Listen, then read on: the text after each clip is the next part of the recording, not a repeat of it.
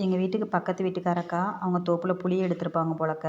அதை நல்லா கொட்டையெல்லாம் எடுத்து தோலெல்லாம் நீக்கி நல்லா சுத்தம் பண்ணி கொண்டு வந்து கொடுத்துருக்காங்க எனக்கு. ஒரு 1.5 கிலோ அளவுக்கு மேலேயே தான் இருக்குது. நல்லா ஈரமாக இருக்குது.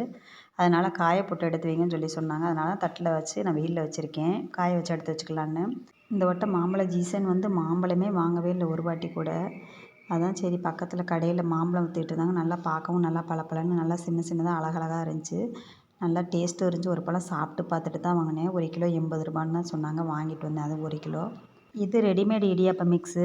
ஆல்ரெடி வாங்கிட்டு வந்து சாப்பிட்ருந்தேன் ஒரு வாட்டி. அது டேஸ்ட்டு நல்லா தான் இருந்துச்சு. சரி வாங்கிட்டு வாங்கன்னு சொல்லியிருந்தேன். மாவு பச்சரிசி மாவு வீட்டில் இல்லாத பட்சத்துக்கு வாங்கிட்டு வர சொல்லியிருந்தேன். 2 கிலோ பாக்கெட் அளவு வாங்கிட்டு வந்து கொடுத்துட்டாங்க. அதை நல்லா இட்லி பாத்திரத்தில் நல்லா கொதிக்கிற தண்ணியில் எடுத்து போட்டு ஒரு கலக்கு கலக்கி விட்டு நம்ம தண்ணியை வடித்து விட்டோம்னாலே சூப்பரான இடியாப்பம் ரெடி ஆயிரும். நம்ம கஷ்டப்பட்டு புளிய தேவையில்ல தான்.